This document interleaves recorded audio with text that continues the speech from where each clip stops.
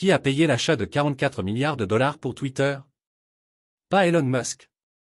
Une analyse machiavélique de l'acquisition de Twitter et de l'essor de SpaceX.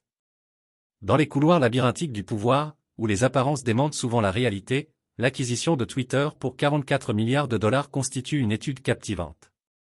Alors que le récit populaire attribue à Elon Musk le rôle principal derrière cet achat monumental, une lentille machiavélique révèle un jeu de pouvoir plus complexe et plus caché.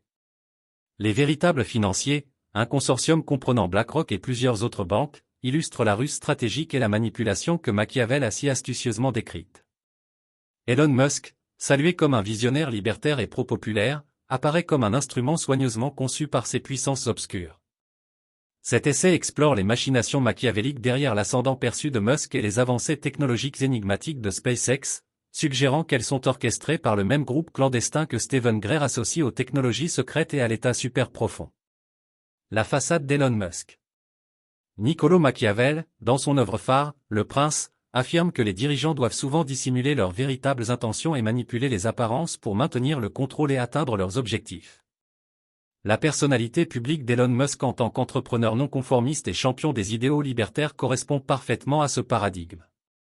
Cependant, l'affirmation selon laquelle il s'agit d'un simple outil d'un consortium plus vaste nécessite un examen plus approfondi des forces en jeu. Les projets de Musk, en particulier Tesla et SpaceX, ont recueilli un immense soutien public et gouvernemental, le positionnant comme une figure transformatrice de la technologie et de l'exploration spatiale. Pourtant, la puissance financière derrière ces succès témoigne d'une orchestration plus profonde et plus calculée. BlackRock et d'autres géants financiers, souvent impliqués dans la direction des courants économiques mondiaux, fournissent le soutien substantiel requis pour des entreprises aussi ambitieuses. En soutenant Musk comme le visage de l'innovation, ils détournent l'attention de leur propre influence et de leurs propres objectifs, un peu comme le prince idéal de Machiavel qui détourne l'attention de ses stratégies manipulatrices en cultivant une image de bienveillance et de vertu. L'essor de SpaceX. L'ascension fulgurante de SpaceX pour supplanter la NASA en tant qu'avant-garde de l'exploration spatiale témoigne de sa clairvoyance stratégique et de ses manœuvres machiavéliques.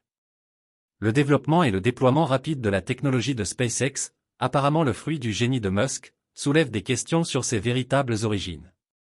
Ici, les idées de Stephen Greer, qui parle de technologie secrète contrôlée par un état super profond, s'alignent sur la théorie machiavélique. Machiavel a soutenu que ceux qui sont au pouvoir doivent maintenir leur position par tous les moyens nécessaires, y compris l'appropriation et la dissimulation de connaissances avancées. État super profond, un terme qui évoque des images d'une structure de pouvoir bien ancrée et invisible, correspond à cette description.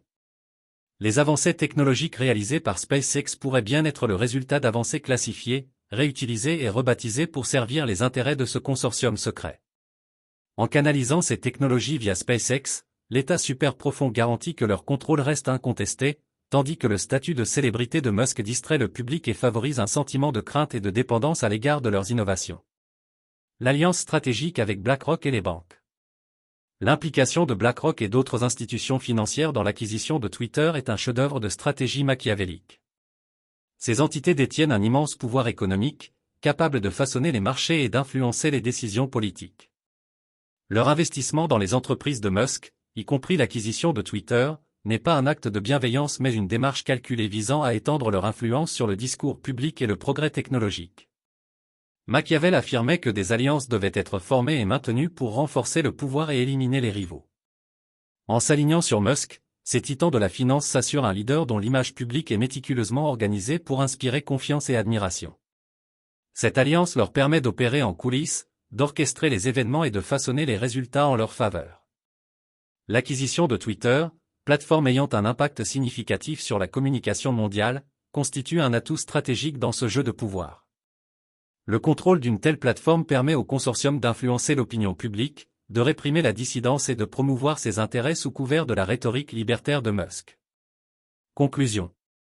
Dans la danse complexe du pouvoir et de la tromperie, le récit d'Elon Musk en tant qu'architecte de l'acquisition de Twitter et de l'ascension de SpaceX est une illusion machiavélique magistrale.